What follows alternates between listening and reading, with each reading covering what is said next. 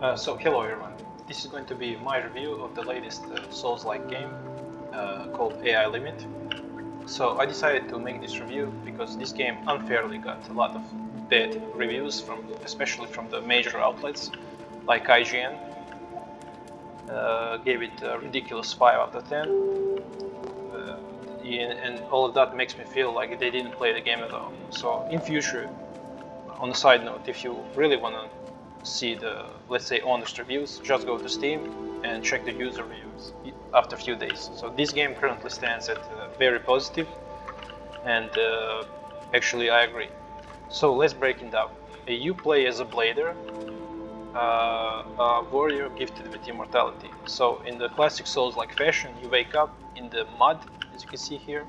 Mud is kind of this life force in this world that gives you abilities and everything. And as I said, you don't know who you are or why you're there, and eventually, while playing through the story, you figure out why you are there and who you are. So basically, you're tasked with restoring these branches, as you see, a link branch. So similar to those Dark Souls games, you get bonfires, but here it's a branch. They serve as places where you respawn, teleport, and where you can upgrade your character. So the story about this game is basically that you are pushed in this world within the last remnants of humanity, and humanity is caught between, let's say, war between two major forces in this world, being the church and so-called necros. The graphics of the game, as you can see, it looks really beautiful. It's not going to be some, let's say, Unreal Engine 5 powerhouse, but it does look amazing. And of course you see the anime style of characters, and if you are a fan of anime, like me, then it's going to be something extra on top for you. You're going to really enjoy it. So, also one of the critiques the game got is that it's easier than most Souls-like, which is I would respectfully disagree with that, because let's compare it to Dark Souls 3. This game was much harder for me. Like in Dark Souls 3, I had troubles with 2 bosses, and here there was like 5, 6, or 7. So if you're looking for that classic, cool feeling or hype that you get from beating a hard boss, you're definitely gonna get that from this game. So don't worry. So let's break down the character. You get your basic light attacks. You get your heavy attacks, and they differ from weapon to weapon, and there's the charged heavy attacks here. So that's basically melee attacks. You get a lot of spells throughout the game, and you can actually buy a lot more. Also, one of the unfair critiques this game got is that it has very few abilities, which is ridiculous. As you can see, I have over 10 here, and I didn't buy over 20 more that you can find throughout the story. Currently I'm using the railgun, but there's a lot of cool ones. I would say you get a lightning bolt right here. Let's see, another one. Get these massive explosions. There's actually a lot of cool spells to be found in this game. So if you're one of those guys who like playing magic builds, you're gonna enjoy it really much. So those are spells. You also, as you see, a left arm here, the red one. A left arm serves as, let's say, cybernetic enhancement, right? You get unlock ultimately 4 skills. First one being the perfect parry. So most of the attacks, most of the telegraphed attacks from bosses can be parried, and the window is pretty generous. So, well, not most of the attacks, but a lot of attacks can be parried. So when fighting bosses, one of your tasks should be to figure out what you can parry and do it. Let's replenish our spirit. So the second one you unlock is the shield. So if you like sword and board playstyle, this one is going to be for you. The fourth one you unlock is going to be a, let's say, improved dash. It covers more ground and it's faster than the regular one. And the third one is basically the best one in the game.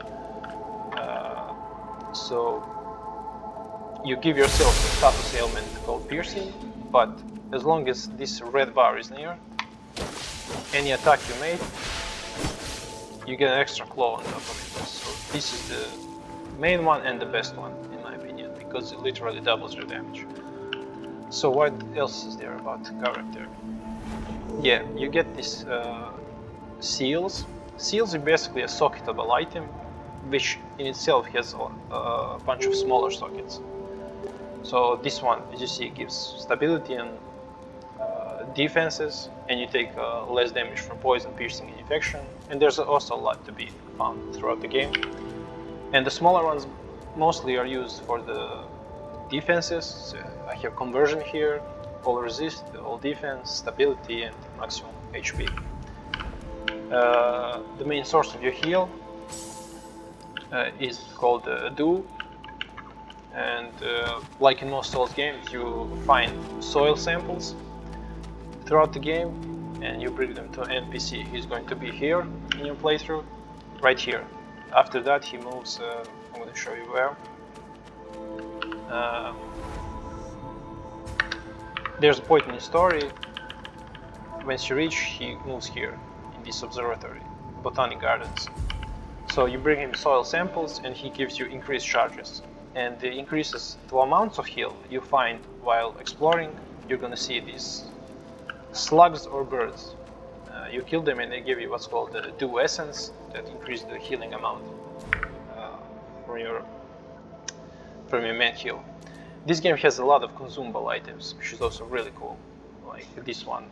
I'm not going to show you all of them. There's a lot. You get your basic heals over time. You got your grenades. You get your, as you see, needles, darts, or you get also stability vaccines, let's call them, that remove poison. You're gonna use them a lot. It's like portable lightning ore. This is like portable spells. You should really save these for bosses because, especially in the beginning of the game, there can be huge lifesavers. So that's it. There's only 2 armor slots, basically your body armor and your headwear. You can also find and buy a lot throughout the game. I just really loved how this one looks, so I kept it. So eventually, what pushed this game from good to great for me was the atmosphere. So if I had to compare it with one of the Souls games, it's probably going to be first one, Dark Souls 1. So if you're a fan of that, I bet you will love this game, because it's, how would you put it in words? It's kind of like an atmospheric slow grind, and if you're a fan of that, slowly exploring and fighting along the way, you will really enjoy it. And for me, this game gets 10 out of 10 for sure. And I can't be very critical about the games, but I'm gonna be honest, this one is really amazing. It took me by surprise. So what made me enjoy it so much? As I say, it's the atmosphere and the atmosphere of the game. It's, as you can see this through the window, you get this futuristic post-apocalyptic landscapes, wastelands, and your own abilities, gadgets, and equipment give it, let's call it like cyberpunk vibe on top of that, which is really cool.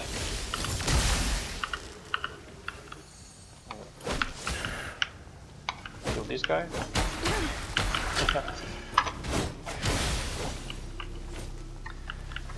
As you can see here through the window, the world looks amazing. Music is amazing. It just gives a really cool atmosphere.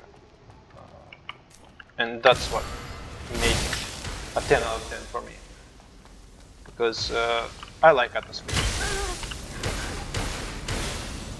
I like when a game can create atmosphere cool like this.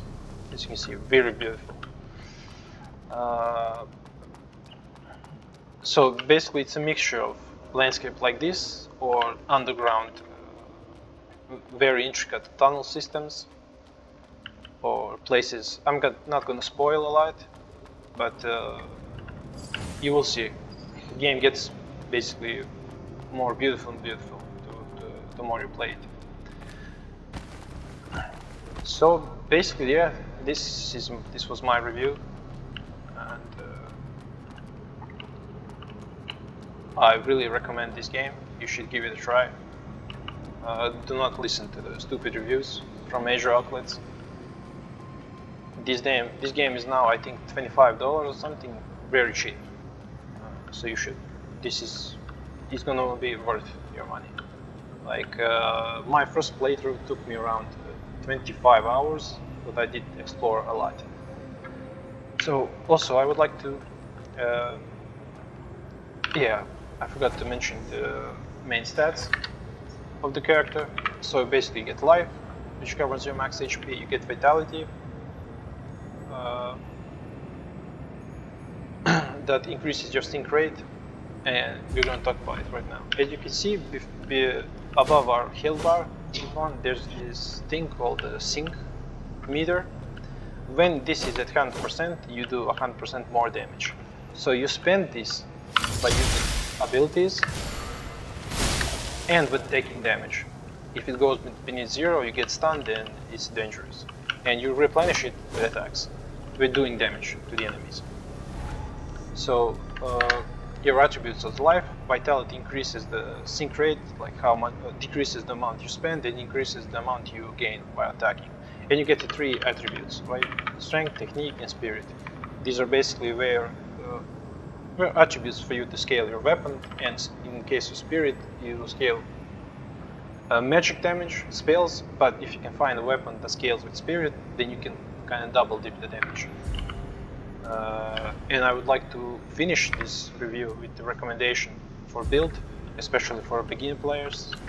You can find this sword, Holy Ritual. As you can see, it has an S scaling in spirit, so when you put points in spirit, your spells do more damage, and the melee attacks do more damage. And it has this range attack. It has basically you can hit enemies on the other side of the screen, and in all the Souls games, as you know, that can be a huge difference and a lifesaver. That's gonna get you out of a sticky situation. So, why do I recommend this build? Because this is a, let's call it uber late game weapon, really strong, and you can get it really easy.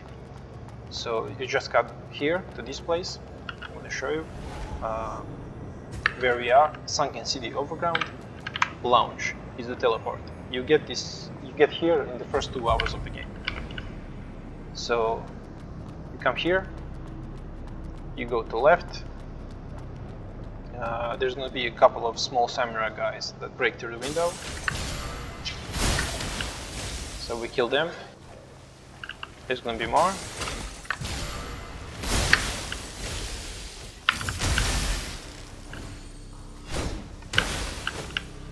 So you just jump here where they jump through the window.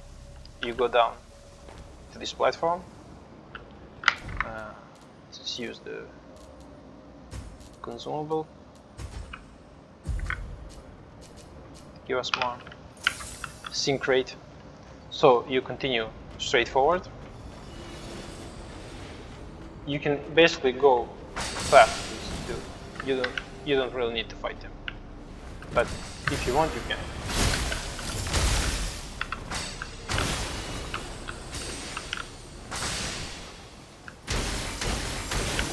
So you come here, you go to the right. There's going to be one more enemy here, which also you don't have to kill it. You can just go past it. And in here, basically this is only where you can go. You come up here to this platform, and you use the portal. And I should warn you, this is going to transfer you to literally the last area in the game, late game, real late game. There's going to be a boss waiting for you, but if you don't want to fight him, which I totally think you can, I killed him like on the 5th try. But if you don't want to do that, you can just run past him and just pick up the weapon. I will show you now where it is. So you come here, there's going to be a boss. You either fight him or don't, basically. it's your choice. There's going to be two chambers, the left and the right, on top here. So on the left side there's going to be your teleport branch, as you see, and on the right side where these crystals are, you come here and you see this cube. This cube will be glowing, you get yourself from here. So even if you die, you respawn with the weapon. And this is really an amazing weapon. As I said, it scales through spirit, so you get both magic damage and melee attacks. This range one is huge lifesaver. And you can see on the right side there, when you get this yellow glow in your sword icon, you get bonus lightning damage to both attacks and spells, which is really helpful. And ultimately, if you don't like the, let's say, longsword playstyle, you can get these claws. You can buy them from an NPC back there in your main camp from the robot guy. It's really cheap. You trade these divine nucleus, not divine, but any nucleus coupled with crystals, your game main currency, and you can get it really cheap. And it also has the, as you can see, this is not upgraded, but when you upgrade it, this one gets a scaling spirit too, and it has a lot of cool abilities. It's a bit of a shorter range, but it does do a lot of damage, and you get this really cool. You get this really cool ability that does a lot of AoE damage, and it actually interrupts enemies mid-attack. So this is it, basically, for this review. I would, as I said, this game gets a 10 out of 10 for me. Highly recommended, and I hope you guys really enjoy it. And if you like the video, well, consider leaving a like on the video. That's it. Okay, have a nice one.